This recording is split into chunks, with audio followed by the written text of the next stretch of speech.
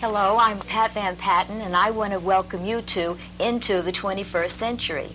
This show will explore our options, our responsibilities, and our expectations as we approach the 21st century.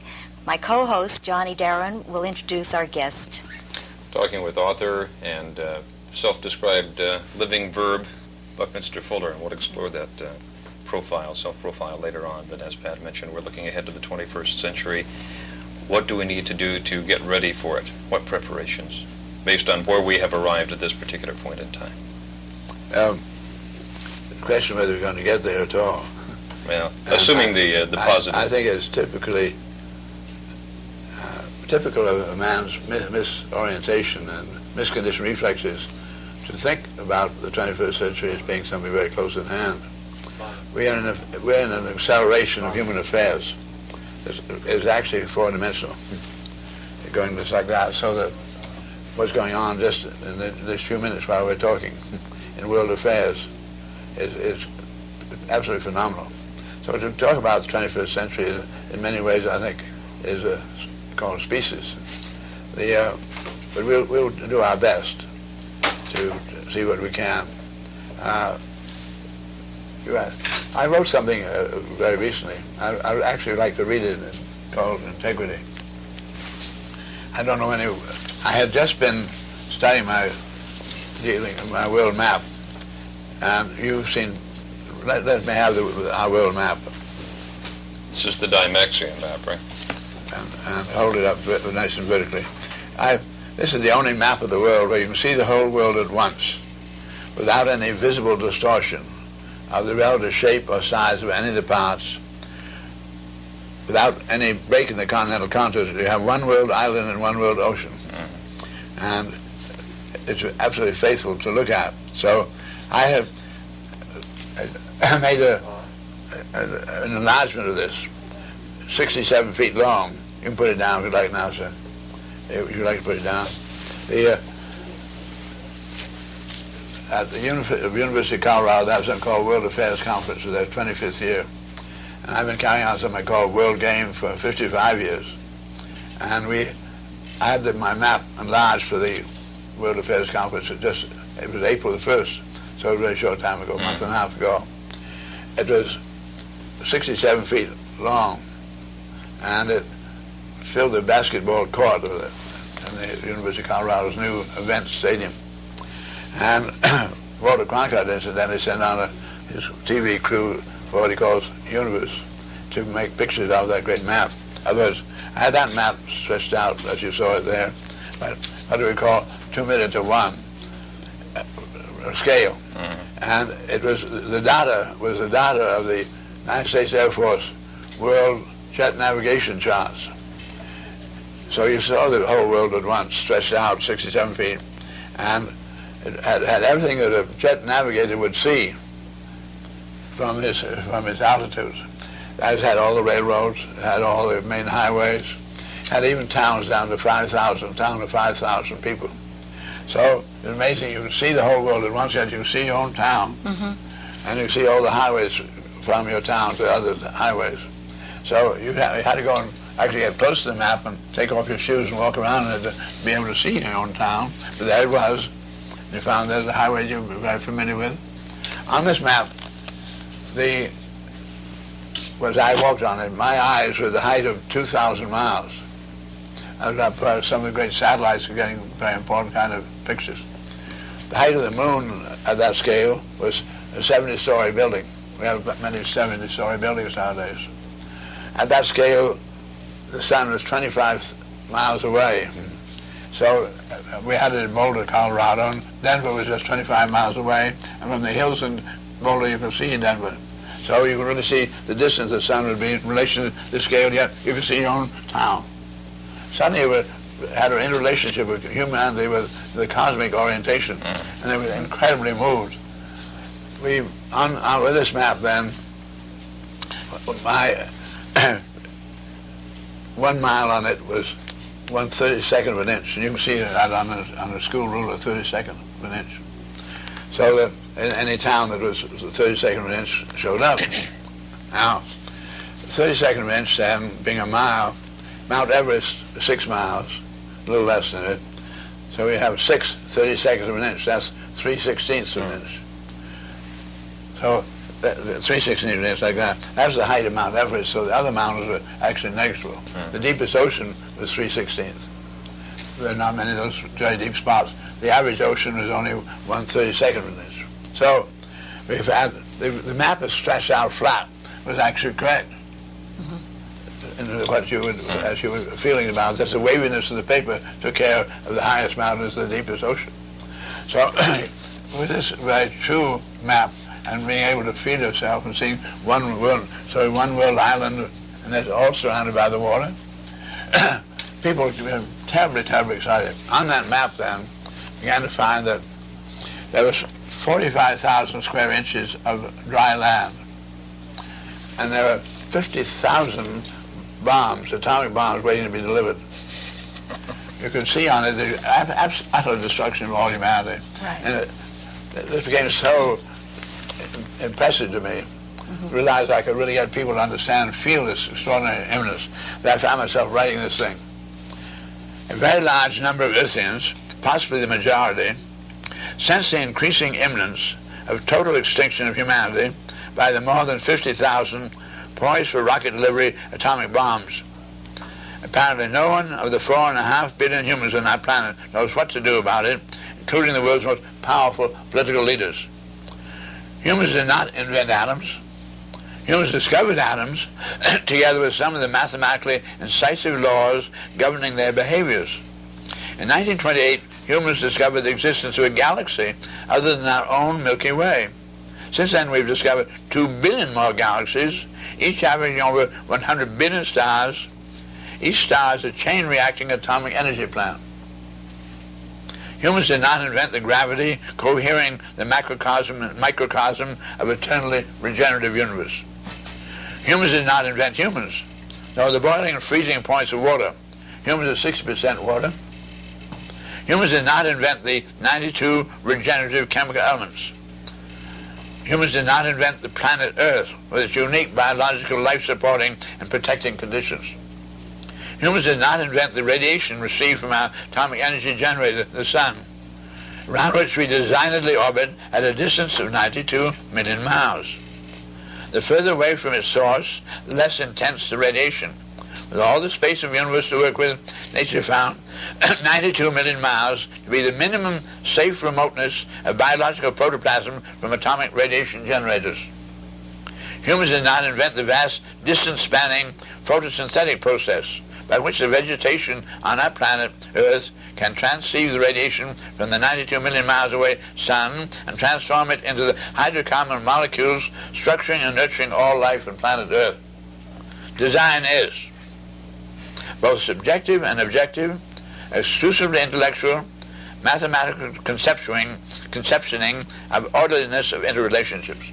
I'm going to read that once more. Design is both subjective and objective. You can see a design subjectively, or you can make a design objectively. But design is exclusively intellectual, mathematical conceptioning of orderliness of interrelationships. Did I follow that? You read that right? Since all the cosmic scale inventing and designing is accomplishable only by intellect, and is not the intellect of humans, it is obviously that of the eternal intellectual integrity we call God. All living creatures, including humans, have always been designed to be born unclothed, utterly inexperienced, ergo absolutely ignorant, driven by hunger, thirst, respiratory requirements, curiosity, or instincts such as the reproductive urge. Creatures are forced to take speculative initiatives or to follow the herd. Ecological life is designed to learn only by trial and error. Common to all creatures' experience is a cumulative inventory of only by trial and error developed problem-solution reflexes. That's enough, too long. Unique only to human experience is the fact that problem-solving leads not only to alternate pastures, but sometimes to ever more complex, incisive, comprehensively significant, metaphysically generalized, and intellectually challenging problems. Humans have had to make trillions of mistakes to acquire the little we have yet have learned. The greatest mistake we have ever made is to assume that the supreme authority over life and universe is not God, but is either like organized religions or the humanly constituted and armed most powerful socio-economic systems leaders. The human power structures would compound this primary error by ruling that no one should make mistakes and punishing those who do. This deprives humans of their only by trial and error learning. The power structure's forbiddance of error making has fostered cover-upping, self-deceiving, egotism, false fronts, hypocrisy, legally enacted or decreed subterfuge, ethical codes, and economic rewarding of selfishness. Selfishness has in turn fostered both individual and national bluffing and vastness of armaments. Thus we've come to the greatest problems ever to confront humanity. What can the little individual human do about the supranational corporate power structures and their seemingly ungovernable capability to corrupt? A successful U.S. presidency campaign requires a minimum of $50 million. Senadorships, $20 million. Representatives, $2 million. Through big business advertising, placement, control of the most powerful media, money can and now has bought control of USA political systems once designed for democracy. Without God, the little individual human could do nothing. However, in addition to brains, God gave humans mind. Human mind alone has been given access to some of the eternal laws governing physical and metaphysical universe, such as laws of leverage, mechanical advantage, mathematics, chemistry, electricity, and laws governing gravitational or magnetic interattractiveness, which varies inversely in respect to the second power of distances intervening. Halve the distance and double the interattractiveness as it manifested by the progressive terminal acceleration of earthward traveling bodies by the final snap together of inter-approach magnets. It is clearly evidence that God must have included humans in the design of the universe for very important reasons, else we would not have been given exclusive, objective use access to some of the eternal laws governing the physical and metaphysical universe. Employing those principles, humans have been able to illumine the nights of all humanity with electricity, to intercommunicate them with telephones, and integrate their daily lives, the remotest from one another, humans with the airplane. As a consequence of humans' minds solving problems with technology, within only the last three-quarters of a century of our multi-millions of years' presence on planet Earth, the technical design initiatives have succeeded in advancing the standard of living of the majority of humanity to a level unknown, undreamt of by any pre-20th century potentate.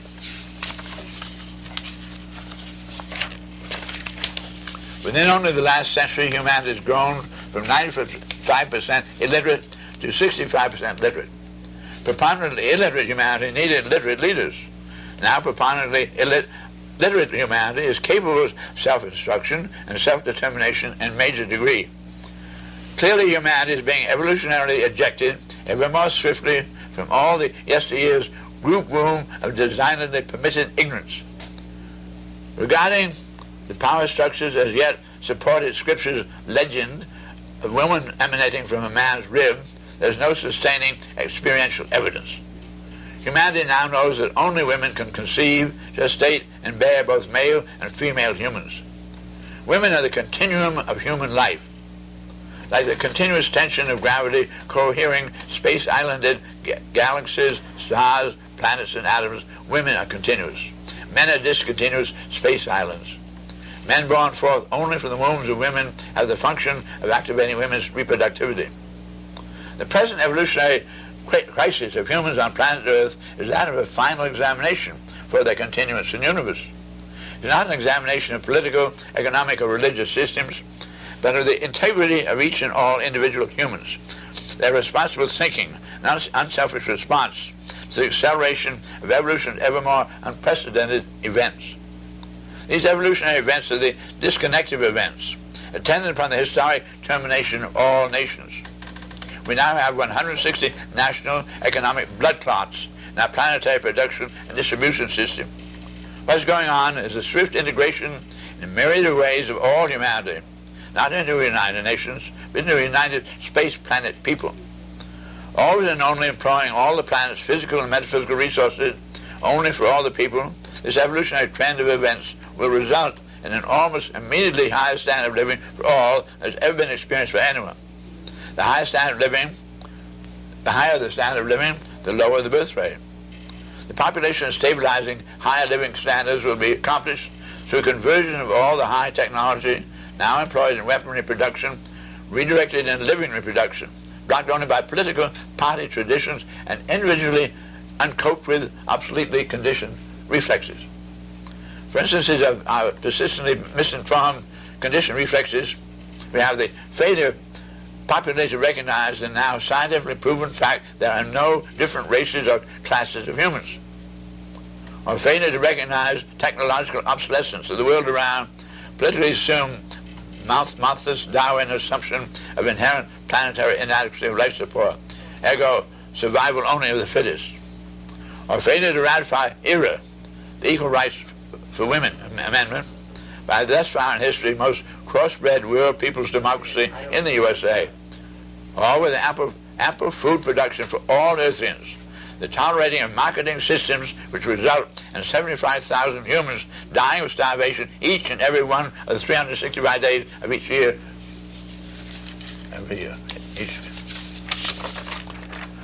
Certainly, unchallenged persistence of a myriad of such misinformed brain reflections of the masses will signal such lack of people's integrity as to call for the disqualification of humanity and its elimination by atomic holocaust. You may feel helpless about stopping the bomb.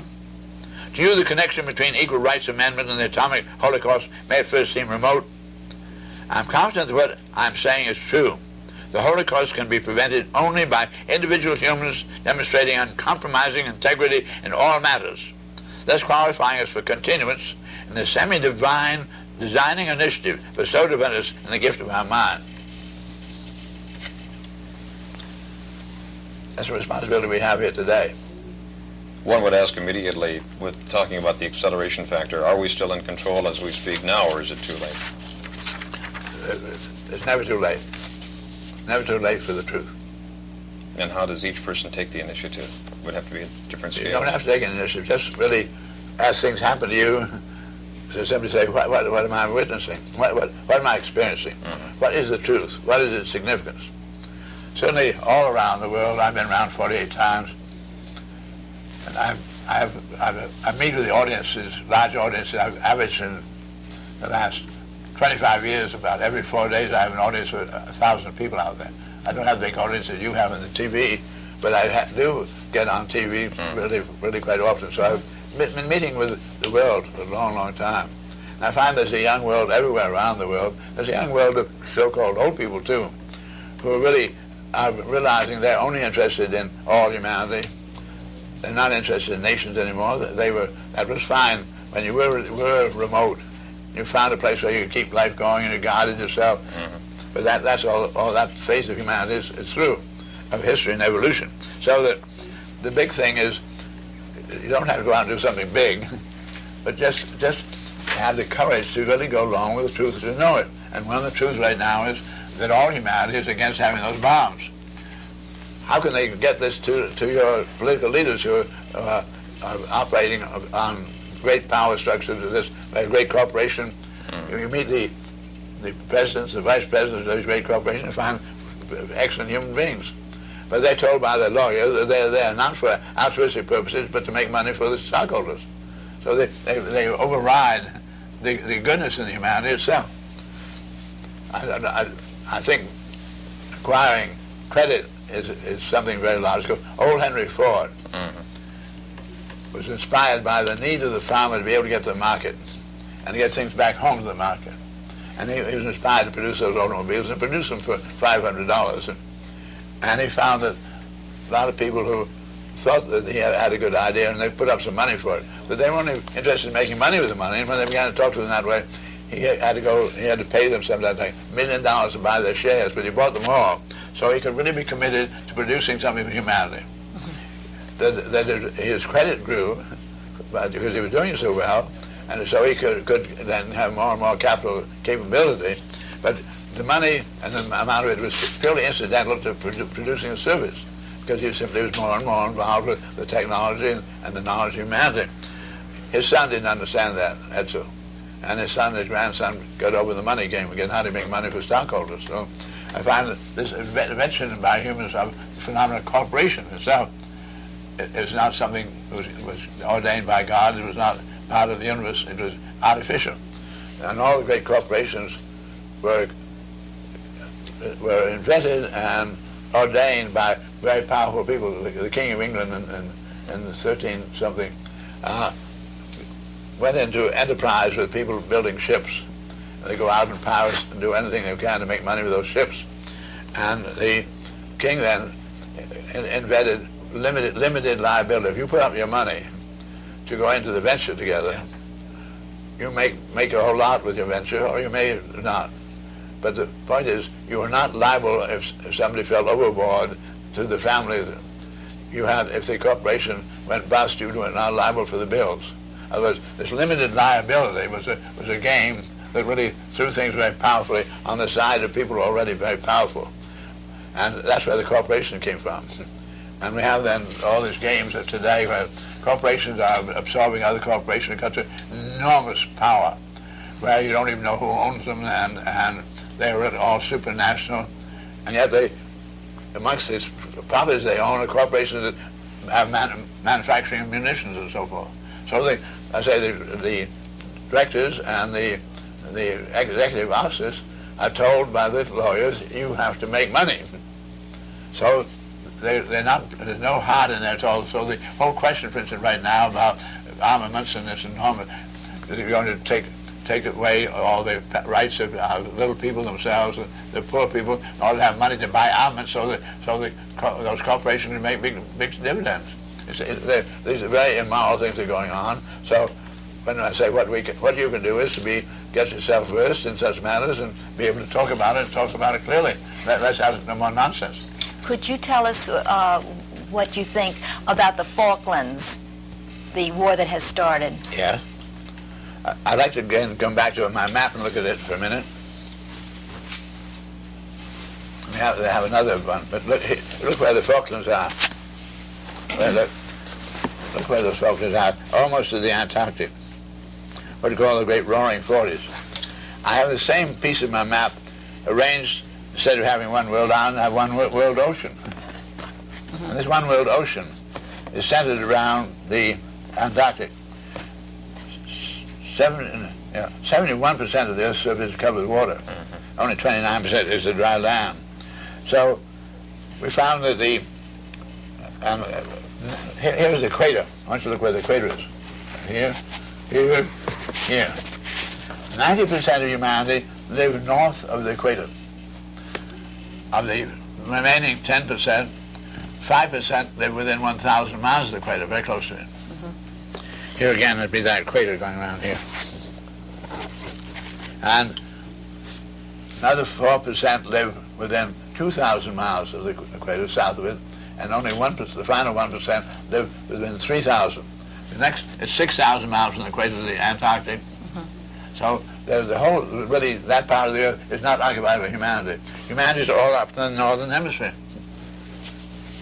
Well, humanity's here.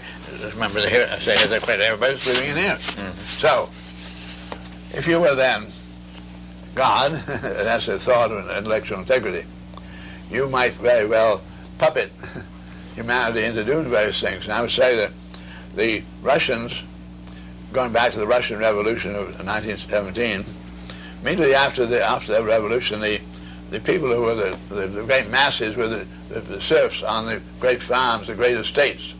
So the people took over the farms. They're going to have all the productivity of the farms.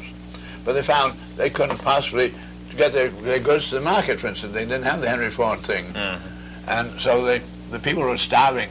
So they realized that if they're going to get anywhere, they had to go to a new world as an industrialization of the technology, have the railroads, and then make the steel and refrigeration, all the things necessary to get those foods to people. They had to go through great privation. They went through their 5-year plannings, the first 3 plannings. 18 million people died of starvation while they were getting there, so it arrived at a very great sacrifice. Wow. They hoped to be able then, after they assumed the World War II to be imminent, they assumed that after World War II, they would be able to turn their productivity on their people. The industrial productivity to give them standard of living such as they saw in the Western world. They assumed that World War II was going to occur because they said if they were their new industrialization, they would be able to then produce this high standard of living. They would then be defying the great assumption of the Western world of capitalism that socialism wouldn't work.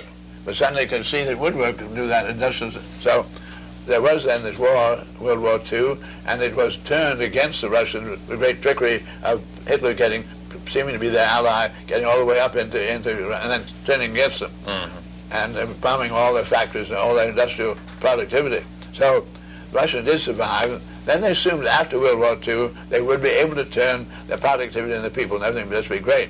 But they found that was not possible. They seemed to be, we're called an ally of the United States, but the United States found they were so involved with production of machinery and war material things. They said, we can't carry on and declare dividends unless we keep on and get ready for World War III. So we got into the Cold War. And the Cold War then, with this détente, every time the Russians tried to get up to parity so they could bargain in some way, the United States introduced a new round of more and more of these atomic bombs. So Russians then said, something very important about these atomic bombs. Russia, as Khrushchev and Eisenhower, when they were the heads of their states, were told by their military, this is the first war that both sides lose. In the war of scimitars, so forth, it was a matter of fast eye and muscle, alertness. But when it came to revolvers, whoever could squeeze a revolver first without jerking his hand, his bullet got away, and the other man's bullet never got away. So when we got to the bullet war, which we had a lot of, whoever shot first was the one that won. But with the new thing, with the atomic warhead and rocketry, because at the end of World War I, most we could fly was 15 miles. Suddenly came the rocket with World War II. And you could deliver at great distances, and then the Germans had the buzz bombs going out of England, but then they found much more. Werner von Braun, as part of the German scientists, knew how he really sent these rockets intercontinentally. So these rockets went 14,000 miles an hour, which seemed to be very fast. But the radar, which we suddenly had, worked at 700 million miles an hour. So rocket was going to take 20 minutes to go from with the atomic warhead from continent to continent, 20 minutes. But the radar went there, and I said 700 million miles, split second. So here's a new war where we're going to have the Western good man and bad man. And the bad man fires, but it's going to take 20 minutes for the world to get the so the good man said, I see you said a bullet at me, I'm going to shoot my eyes. So they both get the bullets. They said, let's get out of the way here. They found there's a new kind of bullet to follow wherever they go. And so they have 20 minutes. He said, I hate you so much for doing what you did. I'm going to let you have my biological warfare, then I'm going to let you have all the chemical warfare. By the time both the bullets begin to hit, everybody loses. And so Eisenhower and Khrushchev were told by the military, this is the first war in history where both sides lose. So both of them said, we can't. So they had a meeting in Geneva about the peaceful uses of the atom they're going to start it. Hoping to divert the idea. But I want to understand that's what's going on now. So the Russians have assumed, every time they get to parity to discuss the idea of disarmament, the United States introduced a new round of bombs. So we got this enormous inventory of 50,000 bombs. So I then want you to understand that what the Russians then said, we're going to build our military strength for conventional war. There's the only possibility we'll ever get to having turn our production on the people. And that is to have a military show where we have superiority. So they got into conventional war. And I'm going to hold on to this one more. They got into the conventional, they had no Navy, so they started building Navy, which they said the Americans aren't interested, they're only interested in those bombs. So politicians in America were saying we're way ahead because we have the bombs. So they built their Navy. They now have a military strength, their Navy, 3 times the strength of the American Navy. They built up enormous divisions, all kinds of other armaments. So the whole question began to get to, they wanted to be able to, their pressure of their people seeing all the luxurious living in America, they and people say, why don't you said socialism is going to work for us, but you're not doing it, and you're putting all the production into armaments. So they said, we can't keep control of this situation any longer if we don't exercise our military capability right now. We're certainly not going to wait until the Reaganites take 10 years to build up armaments to balance us.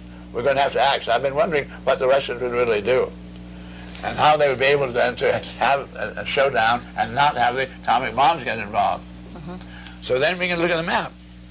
So we're really trying to, here's the Falklands. And they're thousands of miles away from humanity. You could play a game here of military showdown, and nobody would have any really particular recourse to using the atomic bomb there. If they did, it still would just be down there. So I think that what happened is that the Russians then, more than 5 years ago, began to deal very powerfully. The Argentines began to get all their wheat in there, much more than they're getting from us, and meats and so forth. And they've been building up. And they're very strong in all the Americas, with all the Latin world. And they play that game very powerfully. So I think that they are puppeting, and you don't see them there because they're primarily submarines. They took the winter. They picked the winter when, if you had surface ships, all the ice, incredibly difficult. But they've had their great submarines. And the submarines, I'm sure, are down there.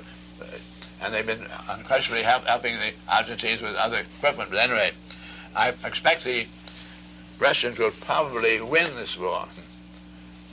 And you say, isn't that terrible? And I say, no, it's not terrible.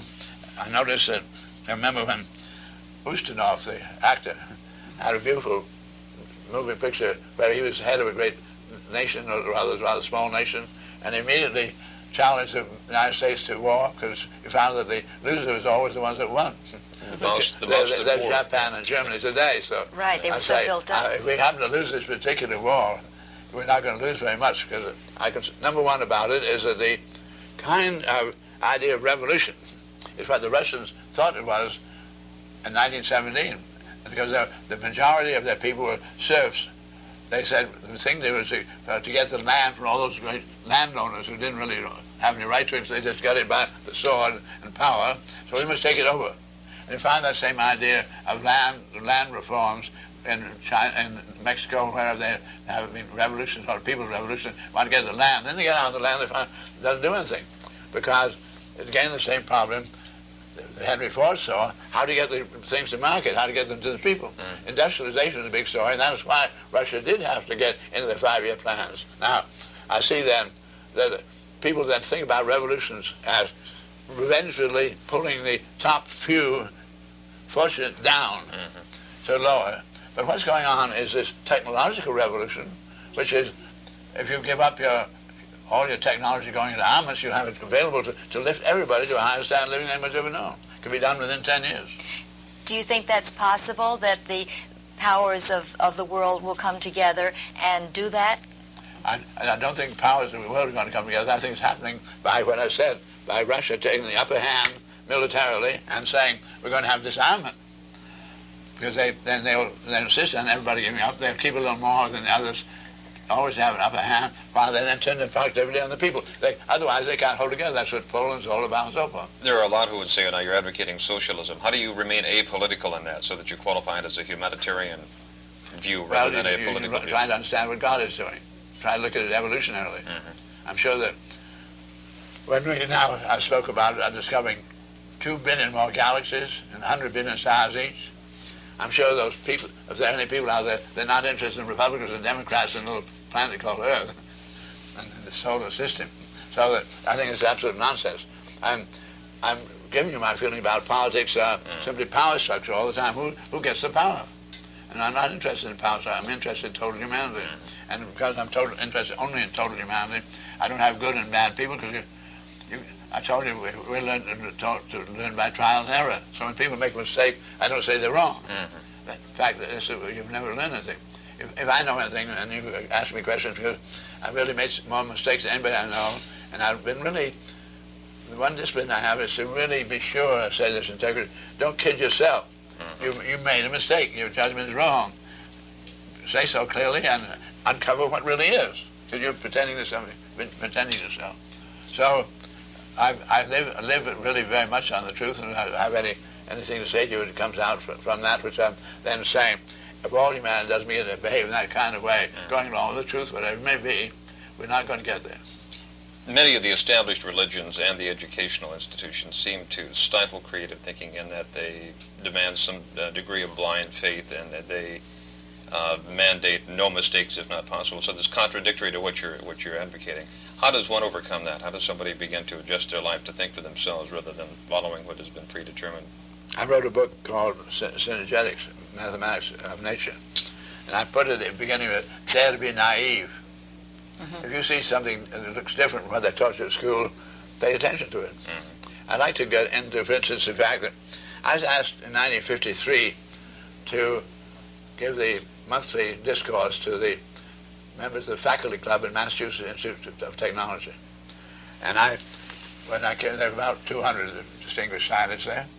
I said, would anybody in this room who doesn't see the sun going down in the evening, please show their hands? There were no hands. I said, I'm absolutely shocked to be dealing with such ignorant people. You've known for 500 years the sun is not going down. The earth is revolving to obscure the sun. And you call yourself scientists, you call yourself teachers and professors, and you tell your own child, look down, the sun going down. Yeah.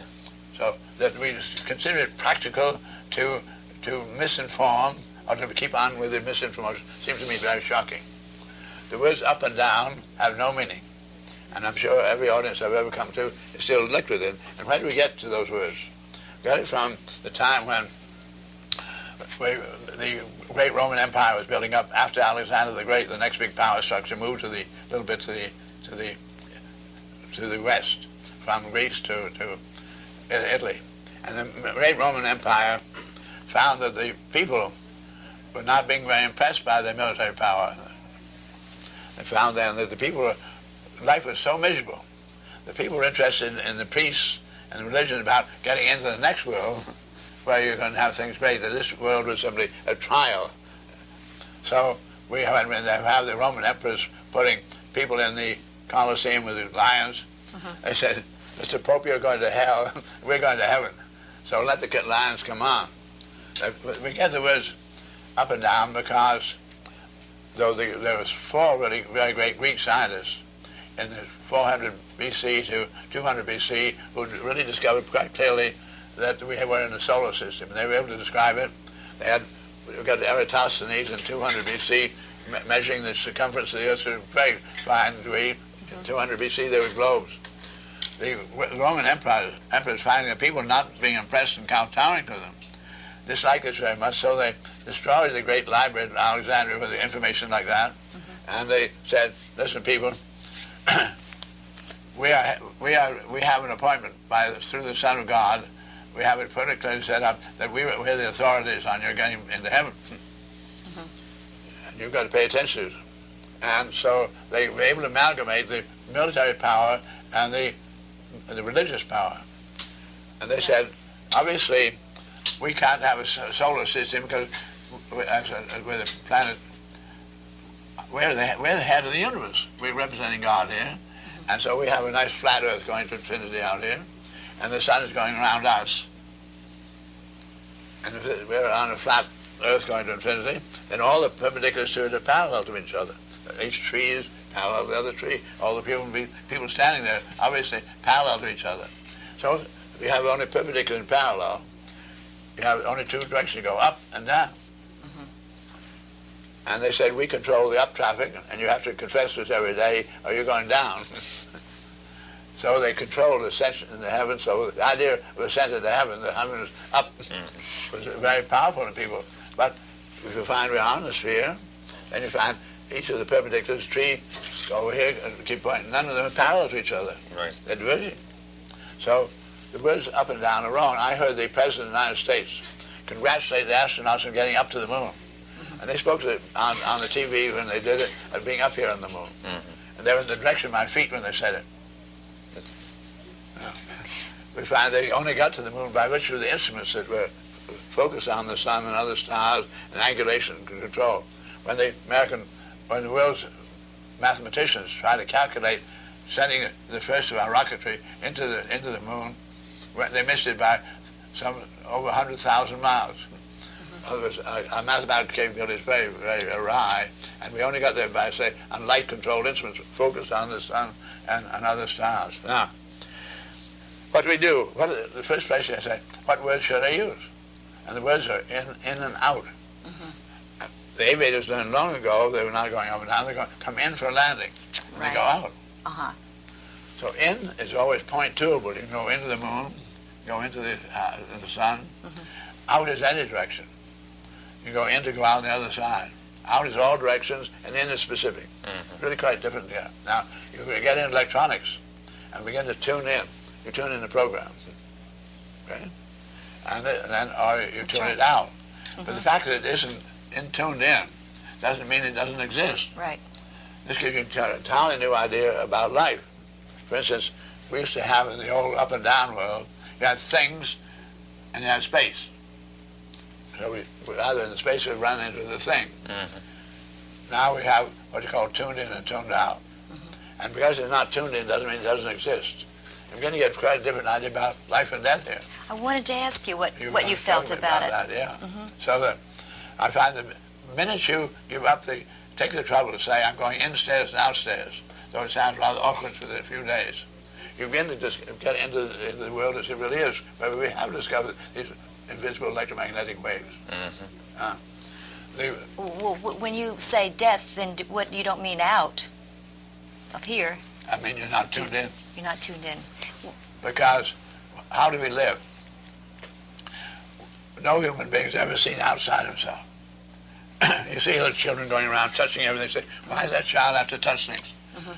All of our seeing is in our imagination inside our brain. But they get information through the optical system that something's out there, so go around touching it. By the time you get to be your age, you now assume that you do see it outside. So you think you see me sitting over here. You're not seeing me over here. You're seeing me in your brain. Very important to realize we only live and exist in our brains here. So whatever living is, there's somebody else other than yourself who knows of you. Life begins with awareness, and no otherness, there's no awareness. So our awareness of the otherness is where we live then. You begin to meet me here today, I meet you. You're from now on, if I remember your name, I'm remembering you. Very often at age 87 that I write to old friends. I get a letter back from their wife saying, you didn't know it, but Frank died. I write back and I said, obviously we live in here, and Frank was absolutely alive, or I wouldn't have written to him. He's still alive as far as I'm concerned. And as long as anybody remembers you, you're going to be alive, I assure you.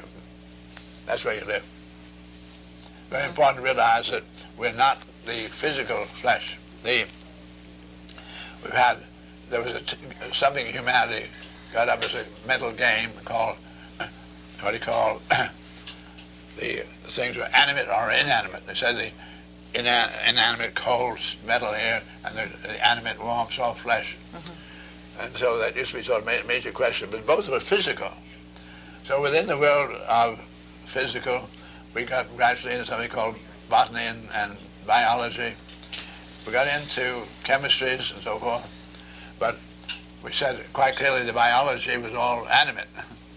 The nice warm people, or the nice kind of soft Flowers, yeah. stems of the daisy or whatever it might be. So then not so long ago, we got to get into something called genetics, and learning how then to develop special corn to grow and so forth. We got into genetics. Then later on, we got into chromosomes, and began to have enormous amount of research work being done by scientists on fruit flies, because they regenerated very rapidly. They hoped they could tell from generation to generation what some of the genetic controls, some of the chromosomes were made of blue eyes, whatever it might be. Then they discovered that the tobacco mosaic virus regenerated much more rapidly than the fruit fly. So this brought about our going into the virology began there. And within the world of the virology, we began to then discover that DNA, RNA, angular design controls. And then those scientists in that world, there were no virologists a century ago. This is a completely new world. And it consists of physicists and mathematicians and biologists and geneticists and so forth. They're also busy and excited with it. None of them have been looking at what the physical qualities are, because you can say everything about DNA and RNA can be called crystallography. Everything about you today, physically, you are entirely atoms, and the atoms are completely inanimate. So what is inanimate is getting clearer and clearer. But what is animate is getting less and less clear, but because it started with biology, which was considered to be animate, it's been confusing the whole thing. We now know that young medical scientists have, time and again, when somebody was dying, they've been perfectly willing to have their bed on a scale, and they just thought at first that they was losing some weight, but it turned out to be some actually identifiable water or some air in the lungs. Today we know that whatever life is doesn't weigh anything. In other words, it weighs nothing. It is absolutely. So early in the century, our physicists said that everything that is physical is energy. Energy is associated with matter or dissociative with radiation, but anything that's physical will move a needle, either electromagnetically or gravitationally. So whatever life is, it doesn't move any needles. In other words, what was not physical was metaphysical. So whatever we are is quite clearly metaphysical. At 87, I've now eaten, drunk, and breathed in over 350 tons of food, air, and water, which became temporarily my skin, my hair, brushed off. There was a time when I took off 70 pounds. I said, "Who's that? Here I am." I'm obviously not what it took. I'm not the flesh. No. So I'd like to get. We're going to have to straighten ourselves out on this very, very greatly. But whatever we are, it's really absolutely pure principle. And very beautifully expressible principles. Do we regenerate then after we rid ourselves of the body? Is there a life after death as you see it? Not the conventional concept, but do you see it? I can see that it's in the record. We've been putting in new hearts. I just got new himpers. It works great.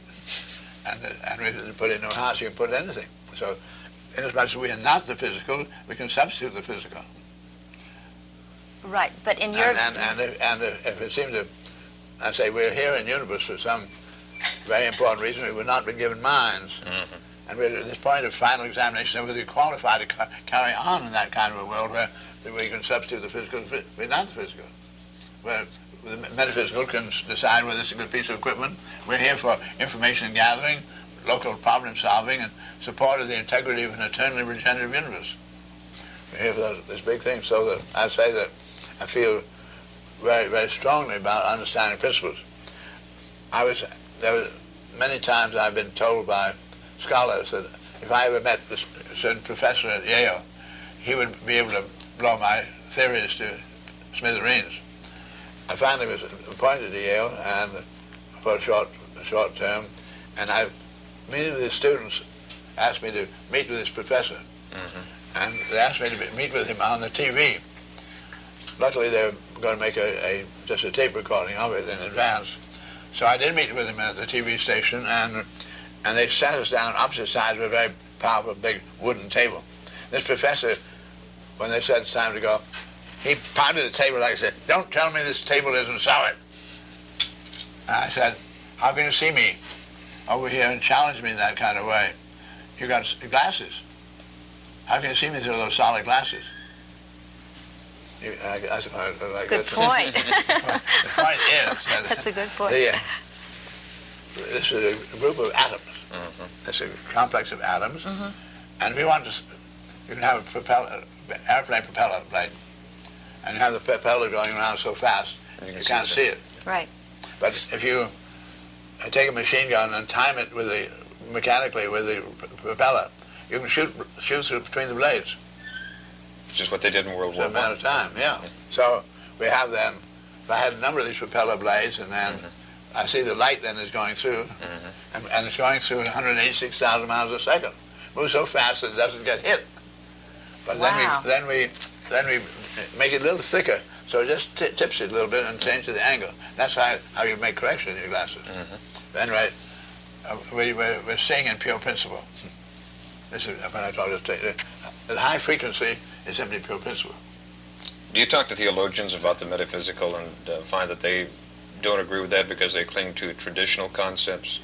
I don't really have any time, spending any time having sort of debates with people like that.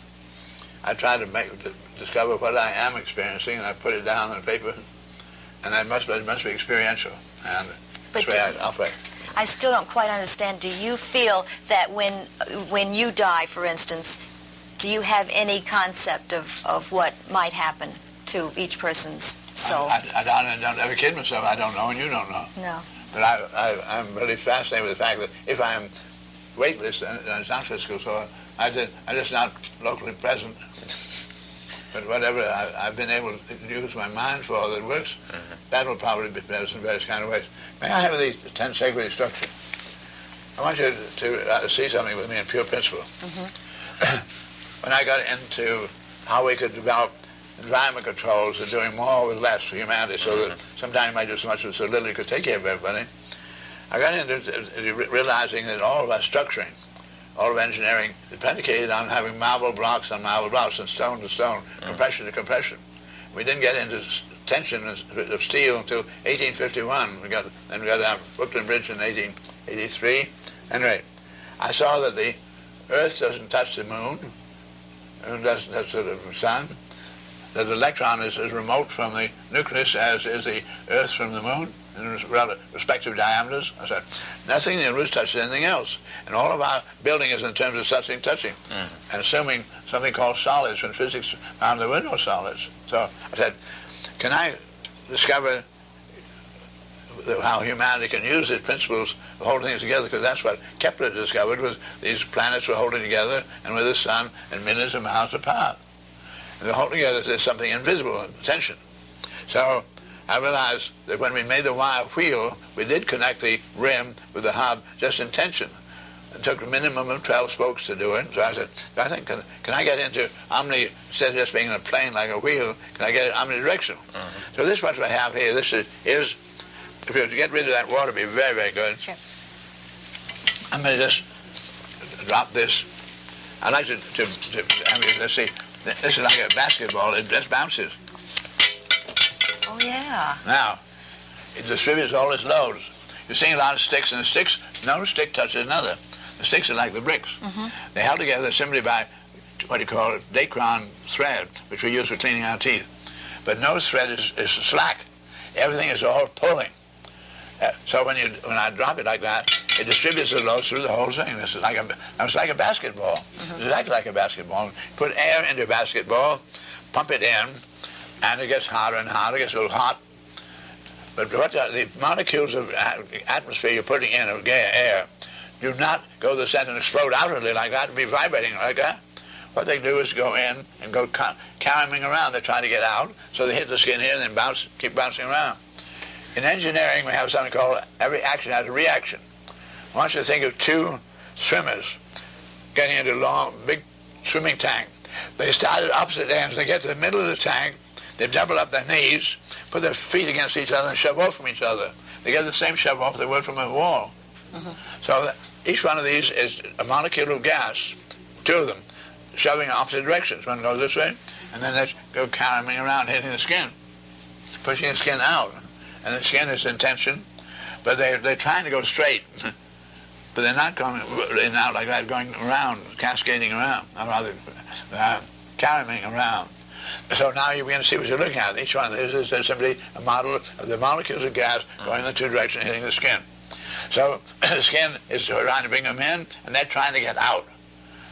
So I found that, yes, sure enough, now I have a way of closing space, which there's no limit in tension. There's no limit of distance. Like there's no limit of distance of the pull between the different atoms. For instance, we have one of our planets is 1 billion miles away from the sun, still being held. Otherwise, tension can be absolutely unlimited. So once I can find I can do that, I now can enclose any amount of space with unlimited space. Kind of held doing it entirely in tension. And compression, we're very, very limited. So this became the essence of the geodesic domes.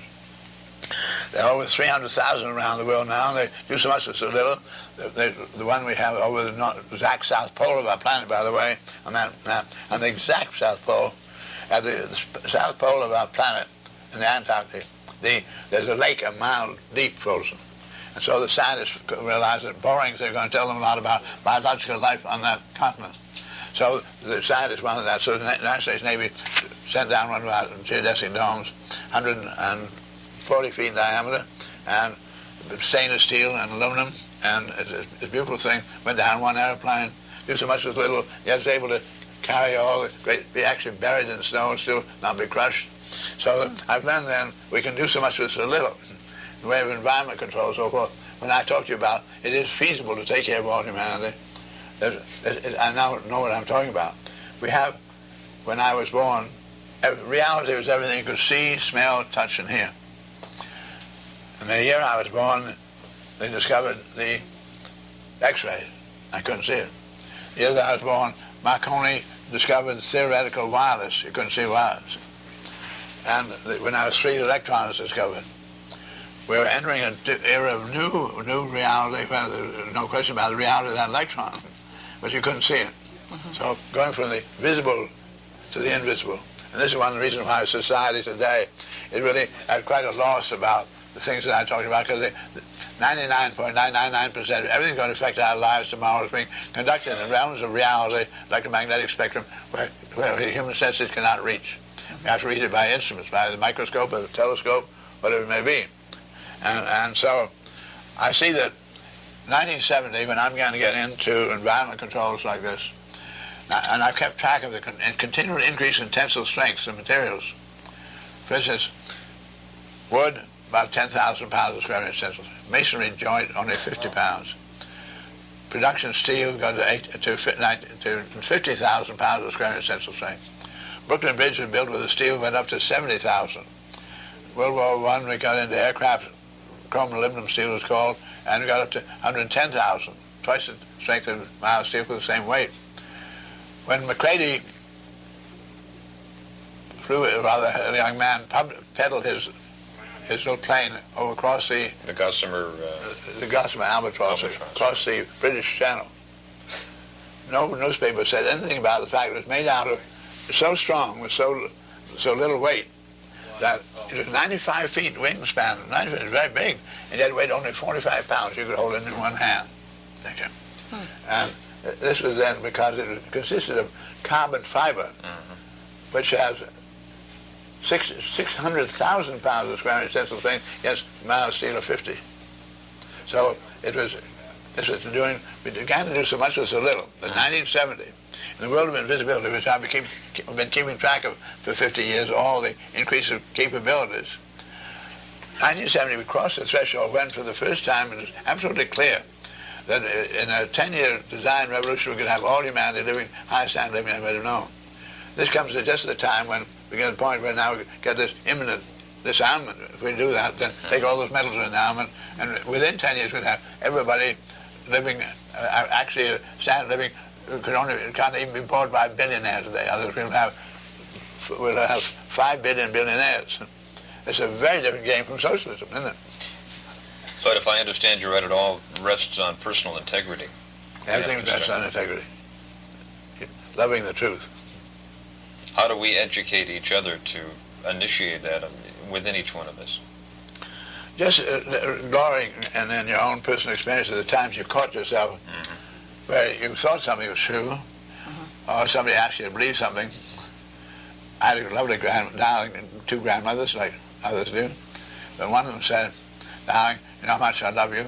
You're only 4 years of age, but I'm absolutely convinced that 2,000 years ago, a virgin gave birth to a child. And this child then was very big, coming from a virgin, very special, and somebody called Christ, said, because you know how much I love you, how much I believe it." And I loved it so much, of course I believed it. And so what we have to do is to be able to overcome the fact that darling grandmother's one, but you have to give it if it's illogical. You know, that thing I read to you, the idea that women came from man's rib. Nothing could be more preposterous, and yet that's in the scriptures, that's in the Bible, that's all the religions teaching it. Right. How do we communicate beyond religions, beyond language barriers? And we have about 45 seconds remaining. A quick a little bit of direction from you, if you can. As I say, there's a very deep knowledge always whether that's the truth or not. As far as our experience goes, sometimes our experience has been inadequate. Then our experience teaches us something else. They had to cast off the old one and go with the new.